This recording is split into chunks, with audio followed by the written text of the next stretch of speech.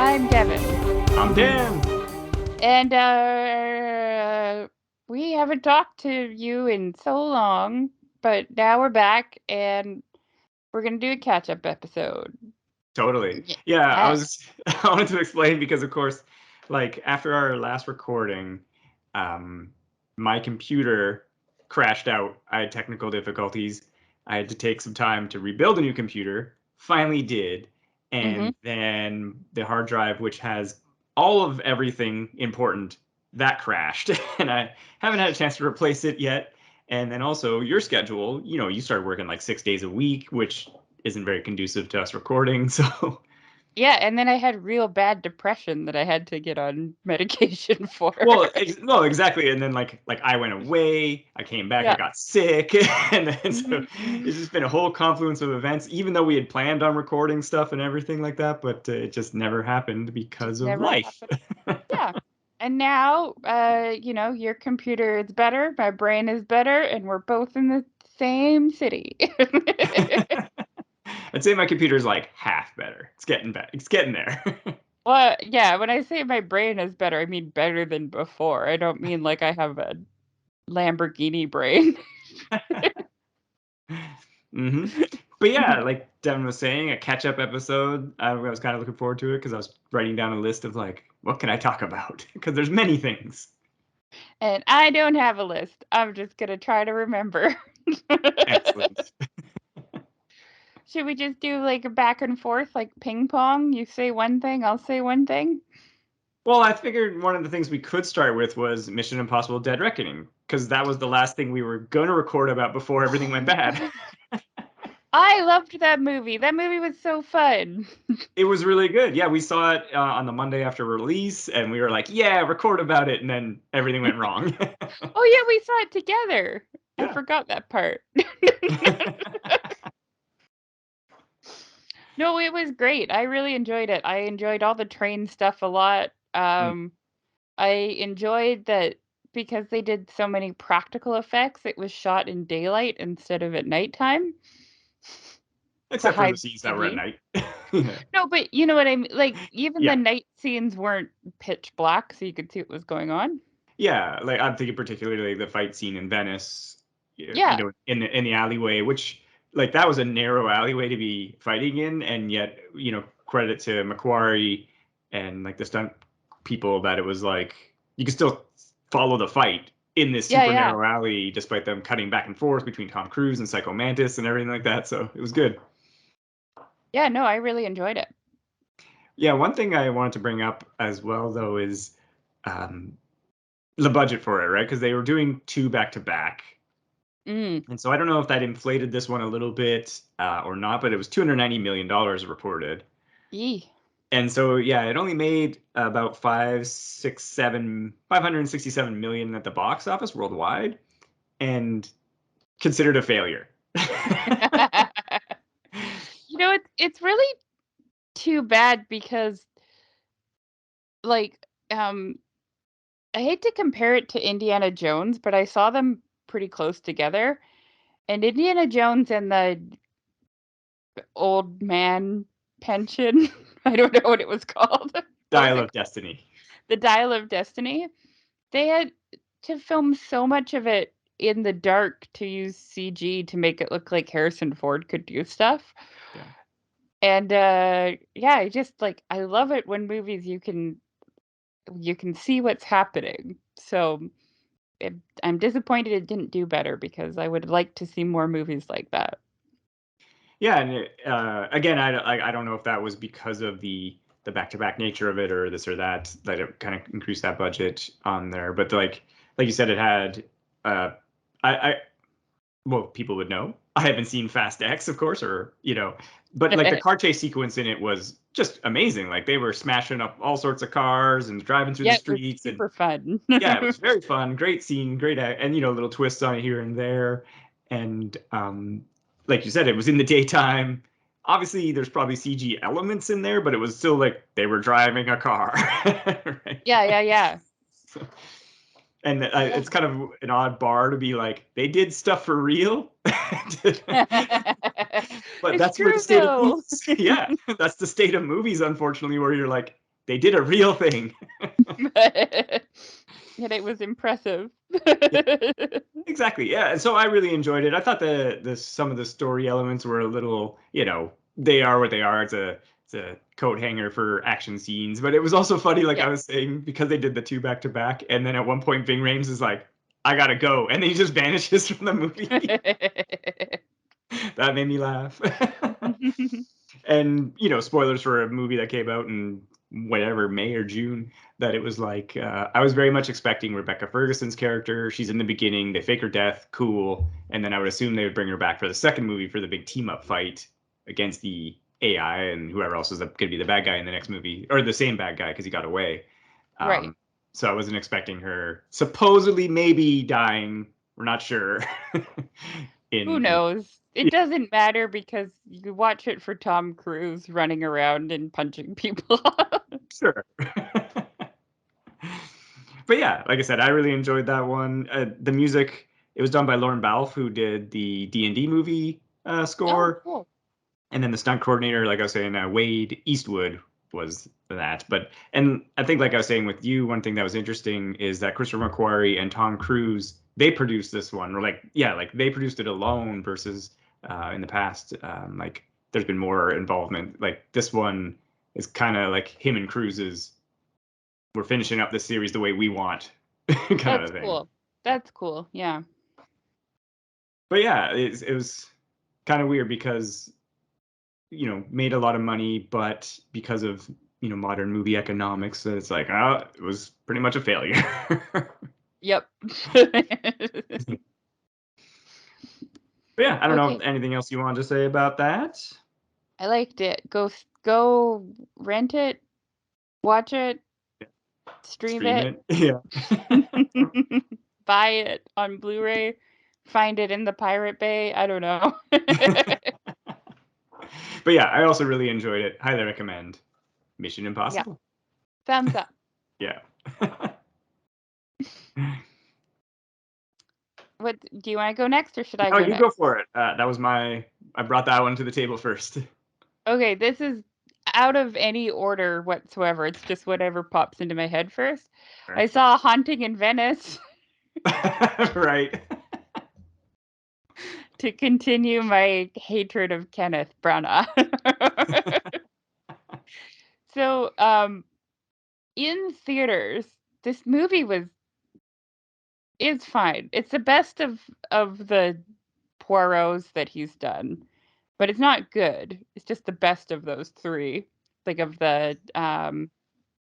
Orient Express, right? Murder on Yeah. the Orient, yeah, and Death on the Nile. It's the best out of those three.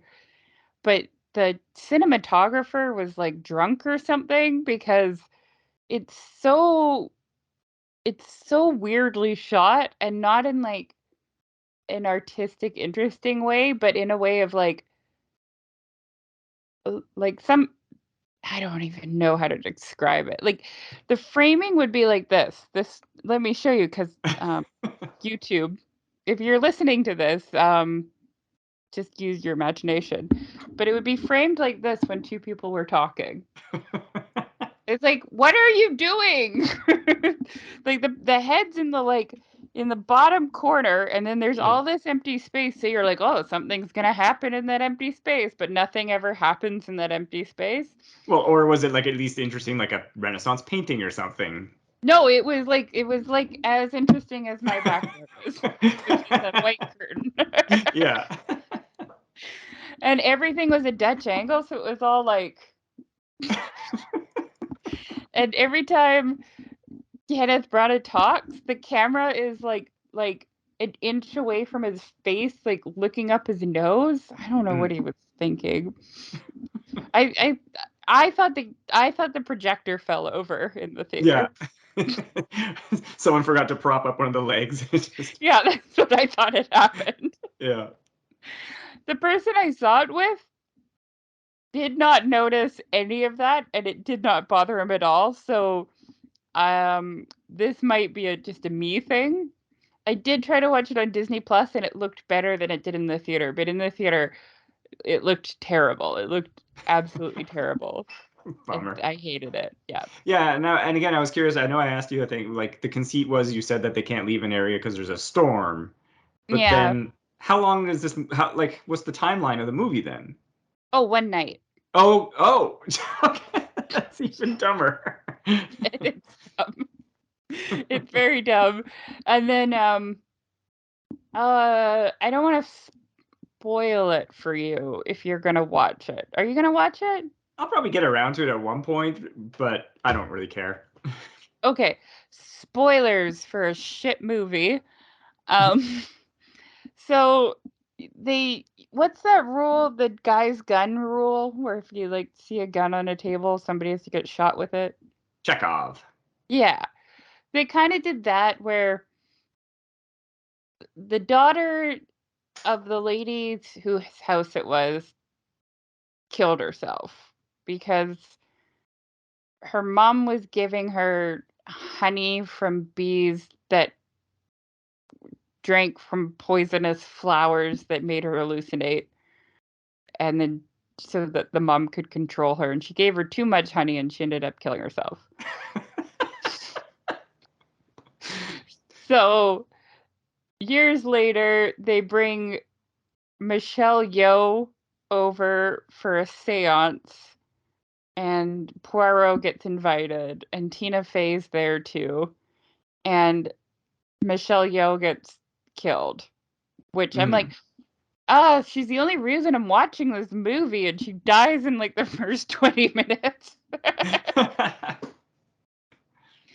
So then somebody makes tea for Poirot, and like at this point we don't know that the honey is poisoned, I I was going to say, guess. yeah, like you get some of that honey, obviously.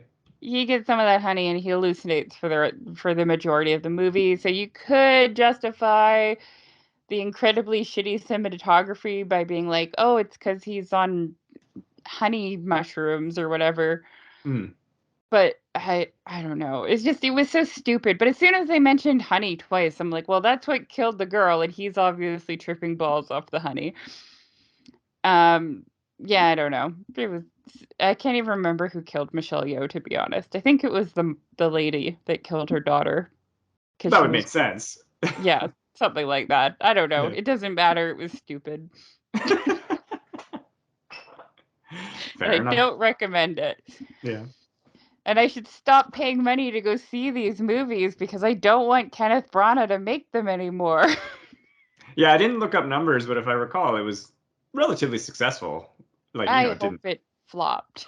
Yeah, maybe. Actually, now that I'm thinking about it, when I was looking at that box office list yesterday, I don't recall it being near the top Oh, good. 30. So, I Also, don't know. Tina Fey was like the weirdest casting choice in that movie. Like, I don't know what, like, her outfits were really cool, but I don't know what she was doing in that movie. It also felt like she was maybe thought she was in a different movie than everybody else because she kind of had like that transatlantic accent going on, but like it sounded really hokey. I don't know. I don't know. Your favorite series, Devin. Yeah, my favorite series. It's so good. I love Kenneth Branagh. He's a genius. Well, I don't know if they've announced if they're going to do any more. Or I thought they were saying that, like, there's enough ideas to keep it going, obviously, but I The can't remember. heir to Agatha Christie said that Kenneth Branagh could make 30 more sequels if he wanted to. So So I it's hope that that's doesn't good. happen. Yeah. Okay, your turn. What'd you see? Uh, sure. Let's keep going through some movies here. Let's talk about Spider-Verse, Across the Oh, I saw that Spider-Verse. too. Yeah. Man, that was a good movie. It was indeed a good movie. It lived up to all my expectations, except for the fact that I didn't know that it was the middle of a trilogy going in. But I don't Same, think a and I lot of was people did. so mad. Oh, yeah, it was funny because my experience in it when I was like, yeah, he gets to that other dimension, and I was like, all right, this is amping up now. He's captured. Now we're like moving towards the climax, as it were, and then it just like ended, and I was like, they got me, bastards. Yep, yeah, like this is bullshit. I'm gonna burn the theater down. Yeah. But I wasn't too shocked that I didn't know, because as I've famously said, I try to avoid stuff about movies I want to see and etc. But I was kind of like, I didn't hear any buzz about it being like that before going in, and I think I saw it the Saturday it came out. So anyway, aside from that, the movie was great animation, great story, everything about it was top notch. Highly recommend. Nice, nice. I mean, I it enjoyed was, it. yeah, and you know, no secret, I'm a big fan of animation, and their style is just so fun to watch, so kinetic, so colorful. Which, Yeah, like yeah. you say before, it's not the drab dark. It's literally like pink and purples and orange sun skies and just colors happening on screen. And they're so good. I love that they did different different art styles for the different multiverses, which I've been saying forever that people should do. Yeah, I doubt they got that idea from me personally. But it just makes sense for that kind of movie. They're doing it correctly. yeah. Well, and even the Don Glover like cameo as like Yeah. a real human in an animated world, right? Like, Yeah, that was great. yeah, it was pretty good. Yeah, so much about it to really like. Aside from again the split, but I was just like, well, what, I'm gonna see it, so fine. But yeah, it was really good, and they obviously have done such a good job with these two movies that I feel that the third one will be good quality as well. I think so too. Yeah, and the design of like I don't forget even what it was called, but like the Loom of Fate spider situation that comes out of the ceiling, like that was so like Oh, like perfectly creepy. machiny thing? Yeah, the one that like weaves them and sends them to a different time. Yeah, that was really cool. Yeah, super creepy. And then when because they send Miles and then they send Gwen, and it's just like it's horrifying, right? Yeah. And it was very cool, very well done. I very much enjoyed that movie a lot. Me too. Except for the ending. Yeah, but Yeah. what are you gonna do? Meh, yeah. Yeah, My turn? sure. I watched some older movies. I watched a double feature well, I guess like a triple feature of inspirational teacher movies. So I watched Dead Poet Society, Mona Lisa Smiles, and or Mona Lisa Smile and School of Rock. Nice. It's weird. I'd never seen Dead Poet Society before. Have you seen it? Now, It's I hmm, it definitely feels like a movie from the early 90s. hmm. Like there's some definite like trends in filmmaking and storytelling that have changed in the past like 30 years. Sure. There's a lot of like a character is like kind of looks sad and they're like, "Oh, are you sad?" And he's like, "Yeah, I'm sad." And then that's kind of the backstory you get. You know what I mean? Like it's not like what am I trying to say? I don't even know. Like they just kind of tell you stuff to like move the story along. Well, I guess it could also be a function if you're trying to tell a story about a whole class without focusing on a couple students. Like But it's harder to develop. they do focus on a couple students. They Yeah, focus on the guy that ended up playing Wilson in House, who spoilers for a very old movie kills himself because his dad won't let him play Puck in A Midsummer's Night Dream. Are you laughing?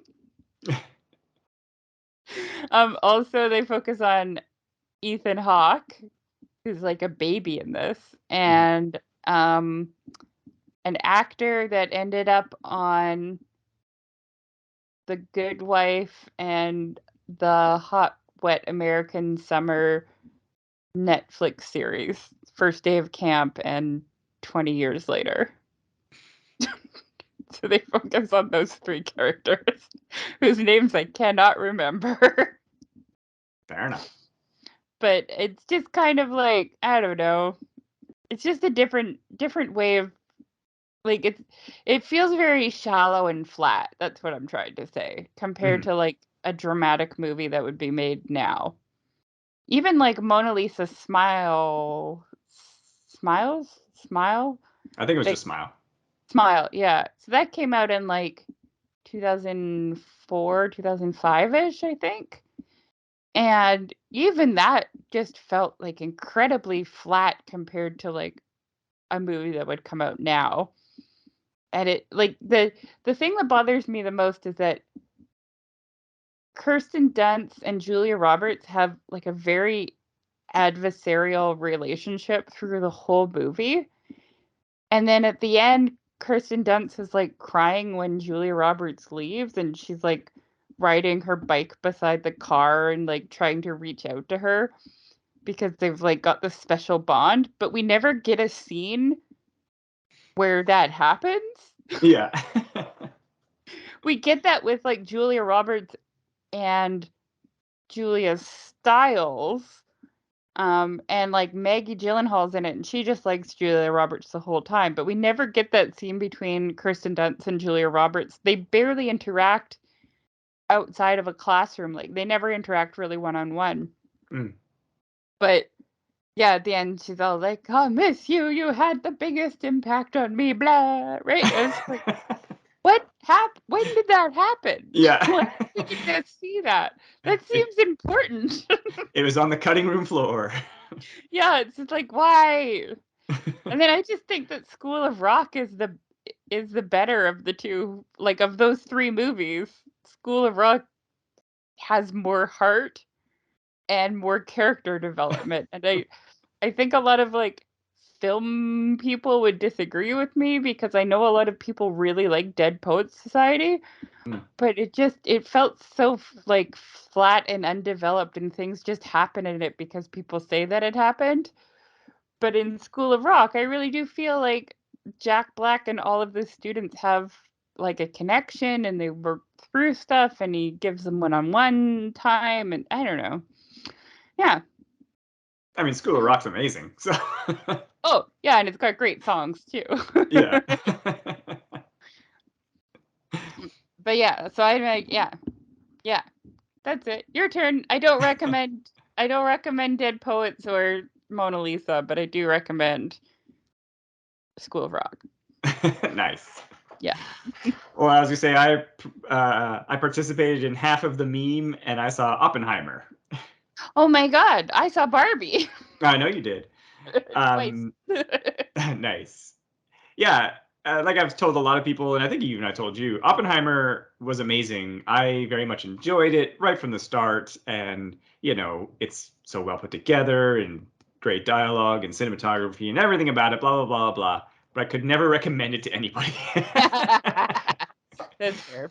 It's 3 hours long, and if you are not at all potentially even interested in the topic, I mean, maybe it could draw people in, but it's also if you're not a Cillian Murphy fan, don't go see this movie. But I, you know, I think it was really great and amazing. And if you are kind of, you know, you know what you're getting into with this one, I think, with Christopher Nolan and with this long story and stuff like that, that you're doing it to yourself if you see it, but it was great. I mean, Nice, I really nice. liked it. It was one of those things as well, though, but because of the story and the cast, like there was tons of great actors here and there. Like even like Emily Blunt's in it, and she's amazing, but she only gets like one scene to do anything. Everything else, Oh she's yeah. in there like once or twice, and then it's just over. And that's just because of the nature of the story they wrote, where it's super focused on, of course, Oppenheimer. But like Robert Downey Jr. is in there, Alden Ehrenreich is in there, Jack Quaid, and Channing Tatum. No, not Channing Tatum. What was the other guy? Josh Hartnett, sorry. He's in Oh, there. nice.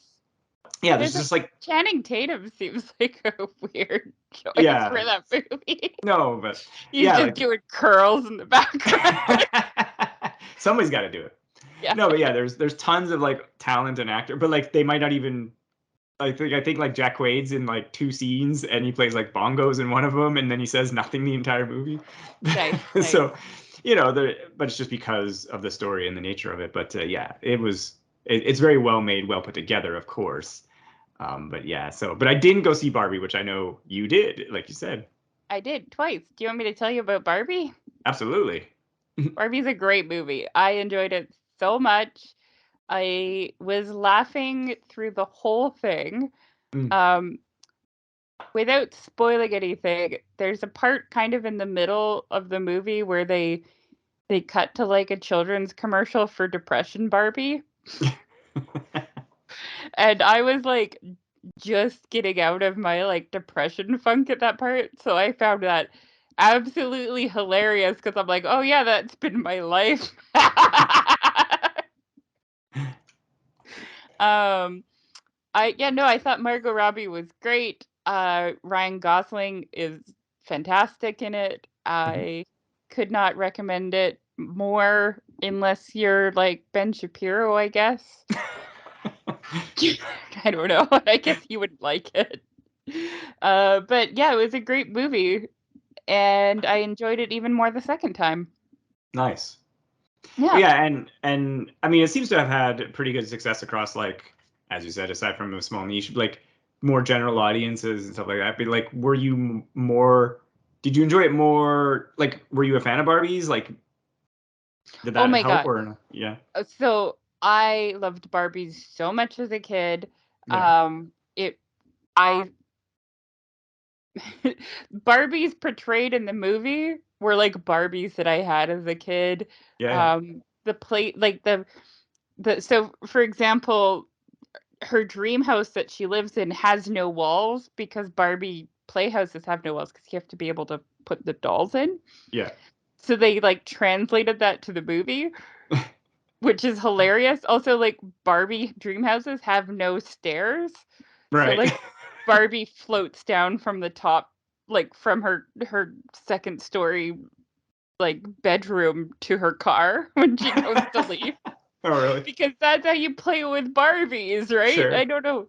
They also like they didn't do the Barbie hands, but they would kind of like default to like very like awkward like square arms like a Mm. Barbie is when Oh, they like nice. it wasn't like over the top or in your face, but it Yeah, was yeah. like everything's just like a little bit weird. I don't know. But subtle Um enough that you were able to pick up on it and like enjoy those yeah, yeah, details. totally. There is like so there's the America Ferrera speech that does come across as a little bit like 90s feminism girl power, but it's still kind of like a powerful moment in the movie, and it is still like I found it incredibly relatable. Not everybody would. Like men probably won't. Uh-huh. Yeah, no, I enjoyed the heck out of it, and I think that people should watch it Mm. unless unless you're just unless you're Ben Shapiro. Fair Oh, enough. Michael Cera was also like really fantastic in it. Oh, really? Yeah, he plays Alan because like Ken for a while there was a second boy doll named Alan who Mm. is his only purpose was that he's Ken's best friend, and then he got discontinued. Oh no. So that was kind of a fun role. Mm. Um, yeah, oh my God. Yeah, it was great. I really recommend Barbie. Cool. And I cried in it and I laughed in it and I thought it was hilarious. Well, that's great. Yeah, yeah. Nice. Oh, but you know what the best part of the movie was? When I would like a really like woman female centric movie about like that's the whole thing. As I was leaving, there was a dude in like a backwards hat and a sports jersey, just like orating to three women sitting down still, like in their chairs, and telling them what was wrong with the movie. Like, oh my god, dude, it wasn't for you. Yeah. I was gonna say I could see maybe okay if you're talking about like technical aspects, but not like story aspects. No, no, like story aspects and like Yeah, how it got feminism wrong, basically. That's what he was talking about. nice. Yeah. Like, oh no. Yeah.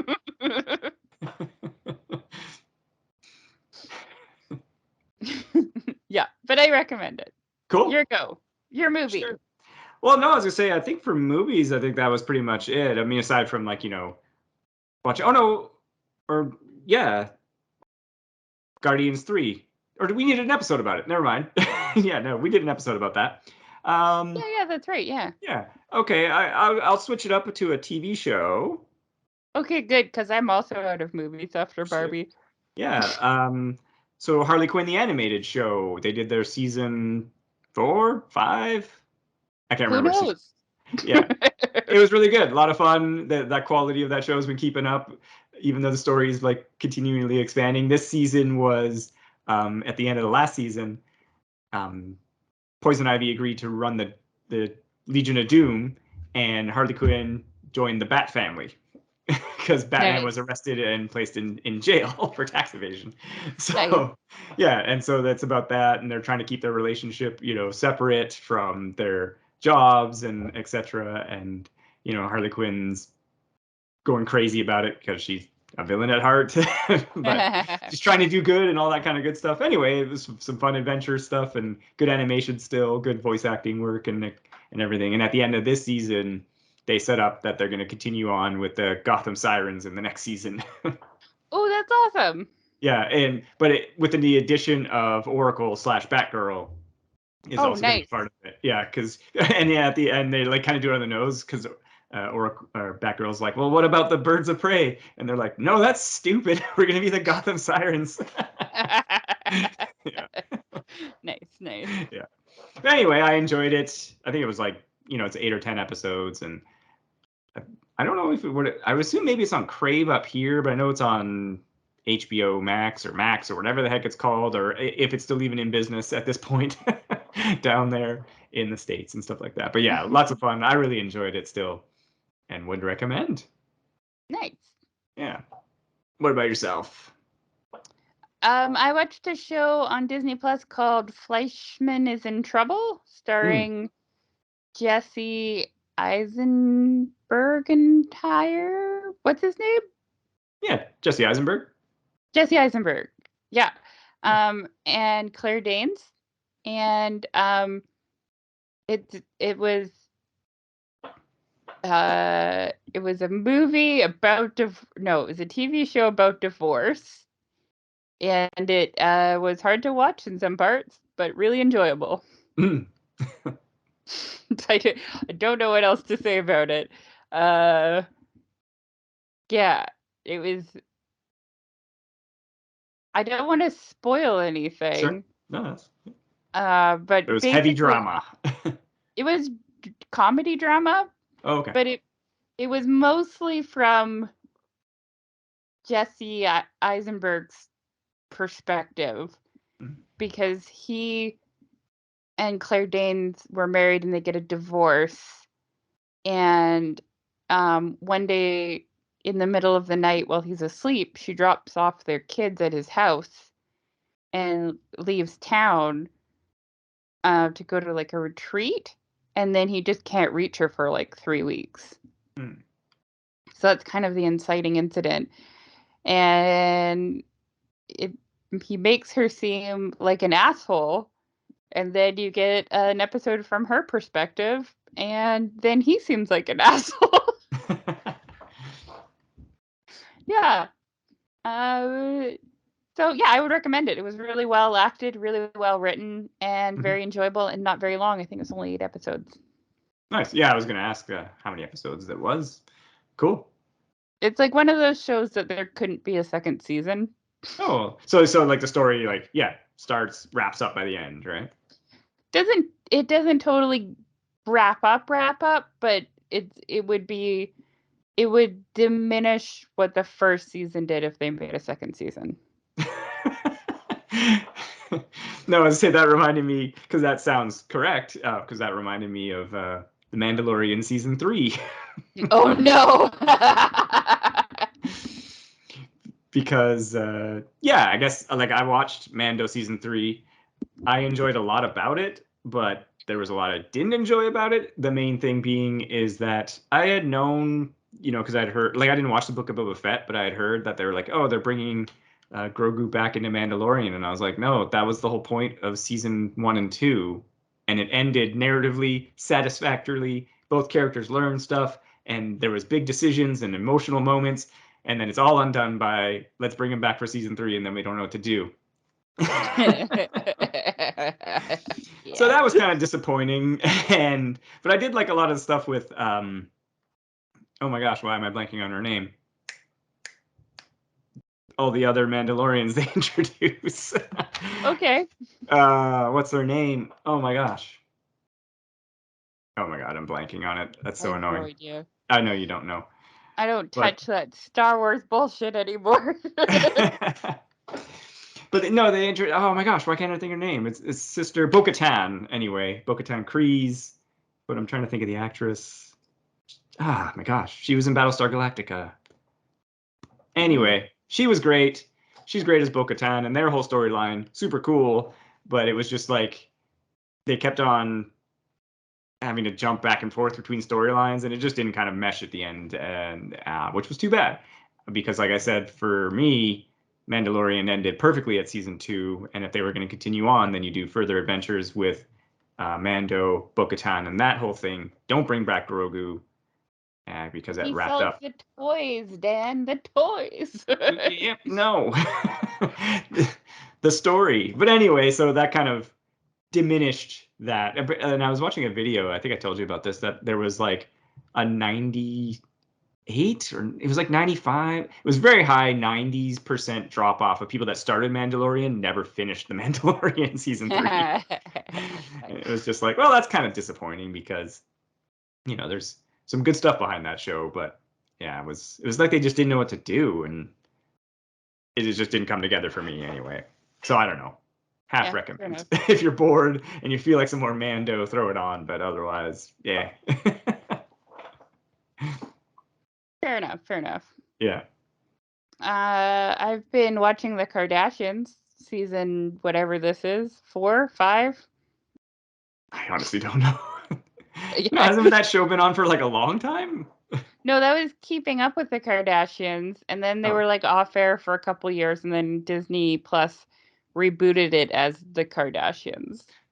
sorry. I was unaware. Yeah. Oh my God, Dan. Yeah. It's more of the same. It's so weird watching rich people do stuff Sure. because like sometimes they say things that like, "Oh yeah, that's really nice. That's a nice thing to say about your family." But sometimes they're like, I just there's not enough hours in the day and like I can hire all the nannies in the world, but my kids just want to spend time with me." You're like, "That's not a real problem." Yeah. Like, I don't want to diminish the way anybody feels, but I'm also like, what a weird, like, the last season, there was the big, like, conflict was between Kim and Courtney. And it carried on into this season a bit because Courtney got married to the drummer from Blink 182, Travis Barker, Mhm. and they got married in Italy, and Dolce& and Gabbana did her wedding dress, and everybody wore Dolce& and Gabbana to her wedding.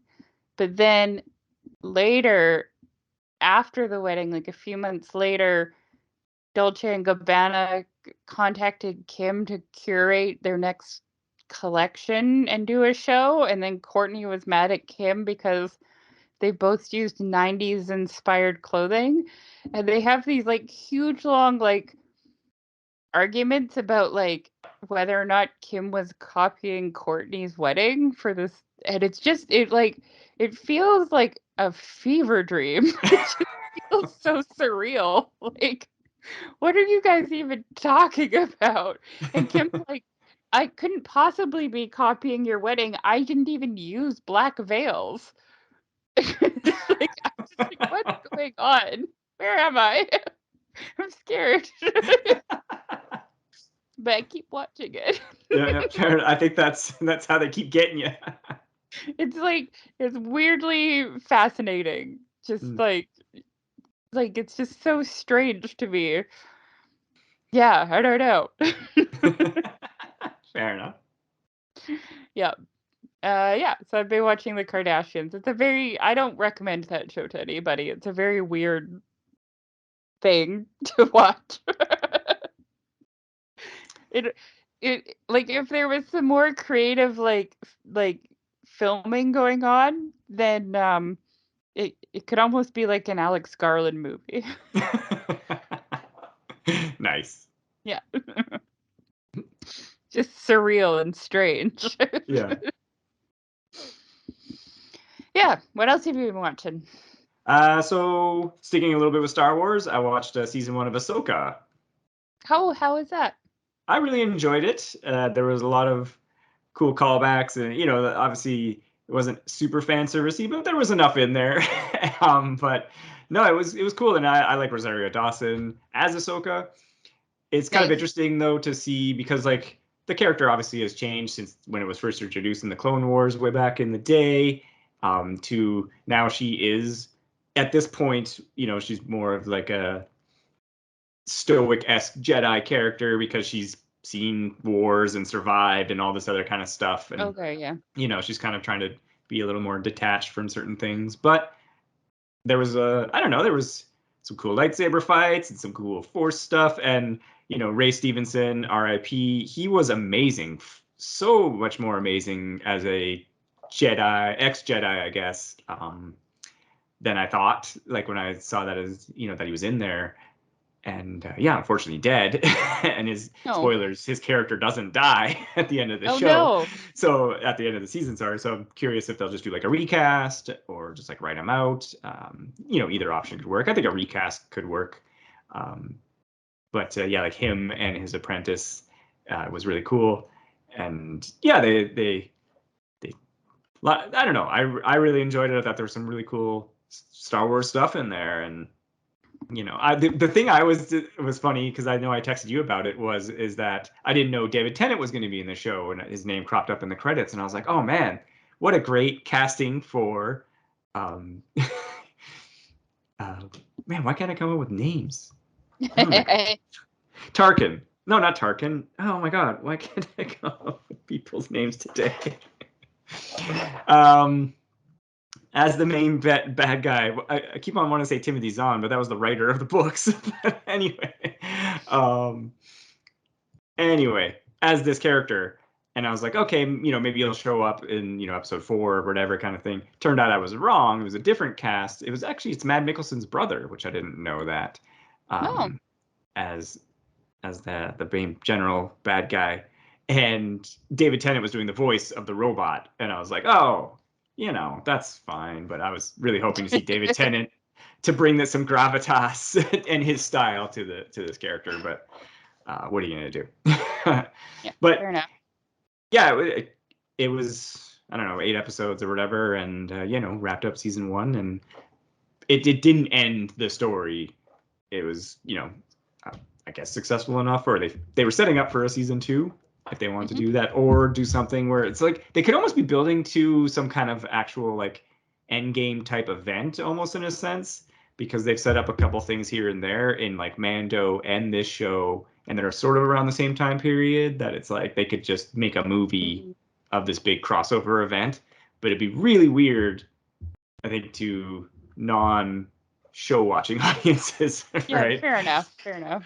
But like, I don't know. I don't know what their plan is because I'm not privy to that. But What? yeah, I know. I don't know. Like I said, there was enough in there that I really enjoyed and would recommend watching Ahsoka, especially if you've kind of followed these characters or watched Rebels, because it was kind of in a continuation of that show, which I started watching, which was like Mm. a more children's animated show, more so than the Clone Wars animated show. Right, right, Right. right. Because it takes place after the Clone Wars. Right, yeah. But anyway, yeah, it was pretty good. Cool. Yeah. Speaking of David Tennant, Hmm. I watched season 2 of Good Omens. Nice. Yeah. Yeah, it wasn't as good as season 1. Sure. To me, I mean, other people would disagree, but to me, season 2 felt like Neil Gaiman had a bunch of short stories involving um, Aziraphale and Crowley, and he wanted to show those short stories, so he shoehorned them into kind of a overall plot, Right. if that makes sense. Do you know, sorry, did he write the season on his own? I think he wrote it on his own, but it was based off notes he had made with Terry Pratchett. Okay, yeah. But yeah, it did really like every episode had like a flashback story in it. That's why I said it feels like a bunch of short stories. Right, because they'd be like, here's what we did in the 16th Yeah, century or whatever. Yeah. and like when that happens, you're like, "Oh, this is like a narrative device to like mirror what's going on in their current storyline." Hmm. Is or to like add some background or whatever, but that wasn't like it was I guess it kind of did that, but like in like a very thin way. Like it wasn't like it was really stretching that idea that this flashback had anything to do with the story that they were telling. Right. But I mean overall it's still enjoyable because it's like entertaining writing and entertaining well cast, well acted like actors doing their thing. Oh, that's good. And yeah, so it was still like enjoyable, but it was like if that was the first season, I don't think they would have had a second season. Right. Yeah. Yeah. Well, and I Yeah. think that one thing that's kind of interesting is that like the story of Good Omens, obviously, yeah, like you said, Neil Gaiman and Terry Pratchett wrote it, but then there's been like years where he could sort of refine that initial like that first movie in his mind or whatever when he finally put it down Yeah. on just into script form, where it's like these other ideas, like you said, maybe they just didn't have enough time to refine it or make it more cohesive in a way. Yeah, totally. Mm. Yeah. Cool. Yeah. Yeah, I don't know. For me, I guess I'll mention before moving on. But I just remembered. I've mentioned it to you, of course, as I watched the first two seasons of not Top Gear, the Grand Tour. I've been watching the Grand Tour too. Yeah, so I watched the first two seasons of that. Very enjoyable, good fun. I never really watched Top Gear religiously, but I would always kind of like catch an episode here or there, or if I was at a friend's house that had like BBC channel or whatever, and we you throw some on because they're just three goofs doing car goof stuff, Yeah. and that continues on. Nice, nice. Yeah, but what I did Yeah, want to no, mention, oh sorry, I love Grand Tour. yeah. It's such a fun show. Yeah. Sorry, Yeah, what did absolutely. you mention? No, it's a lot of fun. I was gonna say what I did want to mention was something was folding ideas and his video. This is financial advice. Oh, it's a great video. Highly recommend. It's super great. I didn't know some of these, twists and turns as someone who just sort of tangentially was aware of the whole meme stock situation. He does a really good job breaking it down and letting us know what's up. Yeah, he really does. And he does it in an entertaining way too. Yeah. Oh, Meatball wants out of the room. Meatball, I'm podcasting. Can you just wait? Martin Short and Steve Martin, or Yes, correct. yeah. Season 3 also had Paul Rudd in it. Oh. It continues to be mediocre. And yet I keep watching it. So still watchable, clearly. Yeah. Yeah. Oh, Meryl Streep was also in this season. Mm. Yeah. Yeah, Meryl Streep. Yeah. She was acting her heart out, and everybody else was kind of half-assing it, so that's fun to watch. Or she was also half-assing it, but her level's always higher because she's But her Meryl level's Streep. higher, yeah. Also, Matthew Broderick makes a pretty hilarious cameo in it, so that was Oh good. yeah. Because he was on Broadway for The Producers, right? Right. Yeah. So the third season is about Martin Short producing a musical about murder, and somebody gets murdered, Mm. Paul Rudd. Um, and they he casts Steve Martin in it because in the show Steve Martin plays an actor, and it turns out that Steve Martin can't do a patter song, so they try to get Matthew Broderick to do it instead. But it turns out that Matthew Broderick is too much of a method actor, and he drives Martin Short crazy, so he fires him. Nice. And didn't Matthew Broderick also? He was in a producer's movie, Yeah, he was in when they the one remade with it for Nathan Lane, right? yeah, because like the original producers was Gene Wilder. Yeah, Yeah. that's Willy Wonka, right? Yeah, Gene Yeah. Wilder and Which some I've other. watched. Yeah, it was great. It's Yeah. hilarious. And then they remade it after the success of the Broadway musical, Okay. but didn't. They basically took the musical and filmed it almost. They didn't Right. I mean, really. you tell him. Yeah, they didn't really make movie choices. They Mm. kind of filmed it like they were like it wasn't like a filmed production, but it was one step above that. Like Yeah. they had sets and stuff, but it was like yeah. So there's parts of it that are like really fun. Like Matthew Broderick has a song when he's an accountant kind of about hating his job and these chorus girls dressed in like in pearl dresses pop out of the filing cabinet to like sing with him about becoming a producer. Like that's pretty great. But yeah, overall it wasn't it the original movie is funnier and I think better, Mm. but the remake is also it's okay. Nathan Lane has a really great song towards the end where he like recaps the movie from a Yeah. jail cell, and he basically goes through like every song they sing, like singing a little bit of each song. And that's pretty Mm. fun to watch. Yeah. Nice. Yeah. But only Murders in the Building. I give it a solid 5 out of 10.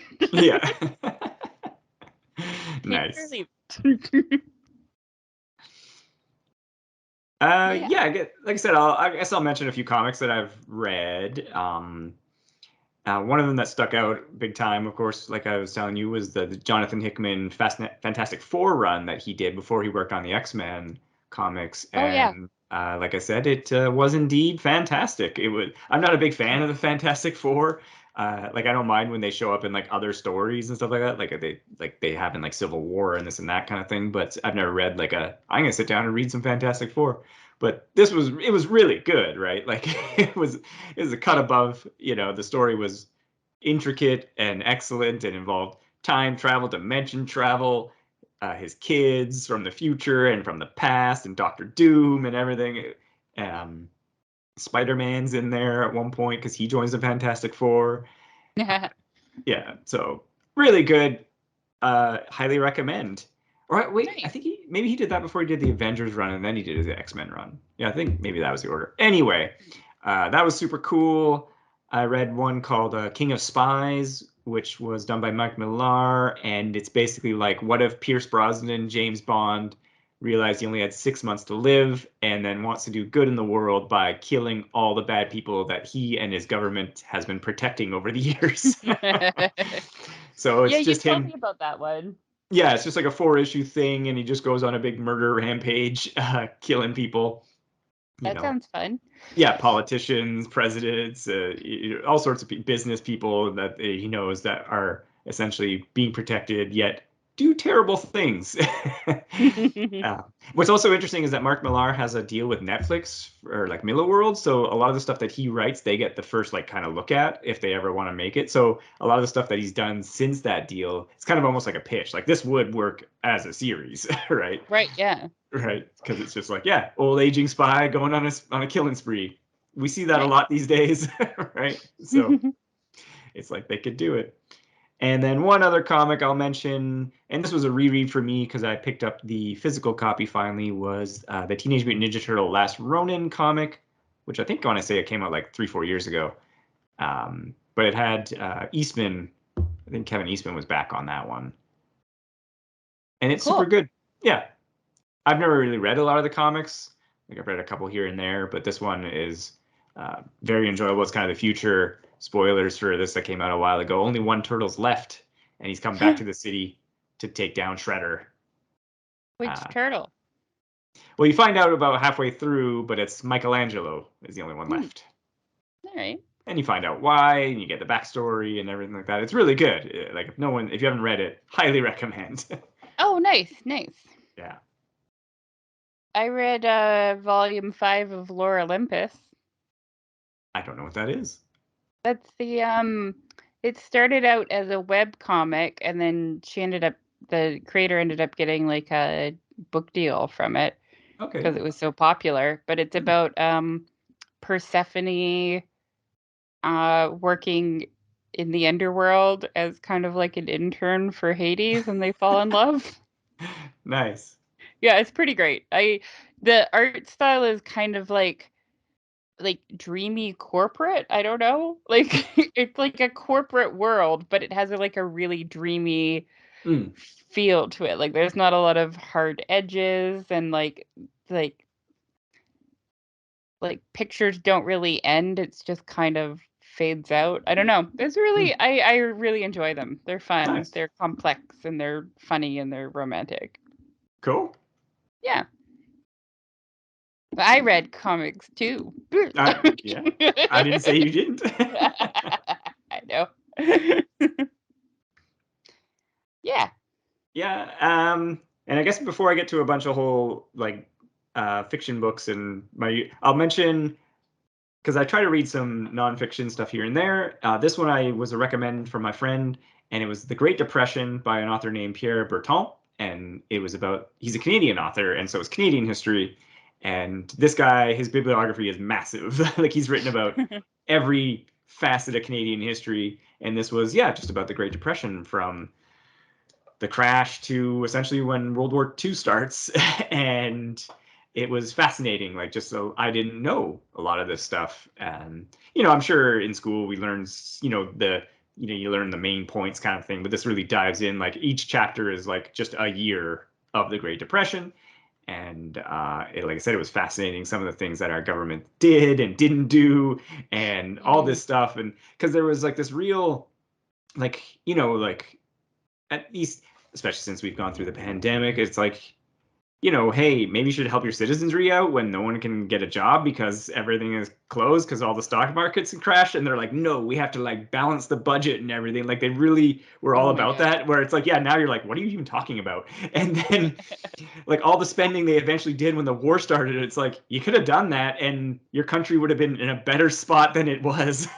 Yeah. Anyway, fascinating read. Highly recommend that one. It was pretty good um, for some nonfiction reading if you're looking for something. Cool. Yeah. Do you want me to get into more? Oh, yeah. No, I mean, I listened to a couple audiobooks. I Oh, re-listened sure. to a few John Ronson ones. Like I Mm-hmm. listened to them again and The Psychopath Test. And then I re-listened to his podcast about the butterfly effect, about the porn industry post Pornhub, Mm-hmm. and The Last Days of August, which is about the porn star August Ames who killed herself. And oh, I also listened to a really interesting podcast that he did about shoot, I can't remember her name, but she might have been connected to the Oklahoma City bombing. She Hmm. was like a debutante turned super right winger that had like ties to Timothy McVeigh. It was kind of interesting. Hmm. I think Yeah, it I was remember you called telling me a bit about it. The Debutante, if anyone Yeah. wants to. Nice. Yeah. Yeah, Cool. that's about it. So yeah. Yeah, I would say I guess that just reminded me for as far as nonfiction goes, I listened to the season 1, 2, and 3 of Blowback, which I know I spoke a bit to you about, and it's each season focuses in on a different conflict. So the first season's Iraq, second one is Cuba, and the third one was Korea, and 10 episodes. And then there's like bonus episodes after if you want to like season 2 has like 10 bonus episodes about like a specific thing, or they'll release the entire interview that they did with like a historian or what have you about the topic. So you know, because throughout the show they'll like cut in snippets of their interview to highlight whatever they're talking about, but then they'll release like a whole interview with these historians, very well researched and you know pretty good. Like I said, I listened to all 3 seasons, and season 4 is about Afghanistan, which is just started up, but only one episode is out on like free feeds for now, Oh yeah, kind of yeah. thing. So, but yeah, I recommend that too. That was pretty good if you're listening or looking for some nonfiction listening. I've been listening to that climate podcast you recommended. Yeah, yeah. What do you What's it think? called? Climate What's it called? Deniers Playbook. Yeah, yeah. Yeah, I'm just on the What About China episode. Um, Nice. I haven't completed it yet, but I do really enjoy their them. They're Yeah, good. they have a good yeah. I They have enjoy a them. they have a good dynamic. Yeah. Oh, there's also been like a ton of great if books could kill episodes if people Sure. are interested. All of them are good. You should just listen to all of them. Yeah. Yeah. Yeah, like I know we've spoken about that in like 5-4 and stuff like that, right? They're pretty great. Yeah. Yeah. I listened to Kim Kardashian's um podcast about prison reform. Yeah. It's just pretty good. Nice. Yeah, it's less Kardashian and more like about prison reform. Actual something. Yeah, yeah, it's got substance. It's called The Yeah. System. Yeah, the first episode, you just have to get past the first 10 minutes because they do get pretty dramatic with their like sound effects and music, but Mm. after that it chills out. Yeah. Like you know what I mean, right? Like Yeah. when they're like there was a gunshot and then it's like Yeah. and then the music is like Yeah. like wow, that's really really overproduced. You need to take a step back. Yeah, it's like, are you making an audiobook or a podcast here? Yeah, yeah, let's get focused, people. Yeah. Like, you know, when we've done the D&D ones, I've added sound effects to that, but that's because we're playing D&D, right? Yeah, that makes sense. You Yeah. don't just add it in like this kind of episode. Yeah. Yeah, and I guess I'll just wrap up with a couple of books that I've talked about, or that was, let's see here. I've read some Jack Reacher books, which I think I've mentioned in the past. They're pretty funny in that they're just like, you know, male power fantasy, man with no name. He rolls into town, solves the crime, beats up the bad guys, gets the girl, and then moves on, Nice. you know. Nice. And then one that I found that was kind of interesting, and I think I was mentioning to you, I don't know if they're just YA or they're just novellas, but it's called The Murderbot Diaries by Martha Wells. And I think Mhm. there's like 6 or 8 of them or something like that. I don't even know how many there are. I just keep picking them up from the library, and they're short, like they're like 150 pages, and they're about a security robot that hacks his security, like or his governor type chip, and so he can just kind of do what he wants. And then he, in the first book, he's supposed to go rogue, but he's already rogue. And then so he doesn't do like the going rogue because he's like, well, no, that's dumb. And then it just kind of spirals from there, where he just goes on like, you know, adventures in each book. But because they're Oh, so cool. short, it's just kind of like he shows up, does the thing and then it ends, and I'm like, oh, well, okay, the book's over. Like I'm always expecting them to continue. Nice, nice. But yeah, they've been pretty fun to read as well. And I just finished a 4-book pack of Mass Effect books based off the video game. The first 3 are written by Drew. I'm gonna pronounce his name wrong because I don't have it in front of me. It's like Kasharin. He wrote the Darth Bane books that I really enjoy as well. He's written a bunch of Okay. stuff, so yeah. And they kind of take place in between the video games, and they're not like about Shepard, who's the main character of the video games. It's about side characters, this and that, and like Cerberus and their shady activities and what have you. Anyway, they were Ooh. pretty decent. Yeah. They were decent enough. I read all 4 of them. Nice, nice. Yeah. Yeah, and Anything else? I think that's it Cool. from my list anyway. That's all I can remember from my head. Although, you know what, I did watch all 3 Disney Descendants movies, but I think I want to like do a separate episode on that with you. Yeah, definitely. Yeah, because I need to explain these movies to you, Dad. Yeah. Yeah, like I said, Uh, I was sitting down to write this as well, and that's pretty much what I thought of. yeah, yeah, I can't think of anything else. I reread a bunch of books, but that's not exciting. Yeah, let's wrap it up then. Is that okay Yeah. with you? No, let's do it. So this was a bit of a different podcast, and we missed you, and thanks for listening to us again. If you liked it, you should recommend it to your friends, even though every episode isn't like this one, but do it anyways. You can follow us on Instagram. I almost never post there. It's at Tome of Uselessness. Or you can go to our website, tomeofuselessness.com. Or if you have an excellent idea and you would like to share it with us, you can email us at tomeofuselessness@gmail.com. And we hope that you are doing well, and thank you for coming back after we abandoned you for very many months. Yeah, stay safe and thanks for listening. Bye.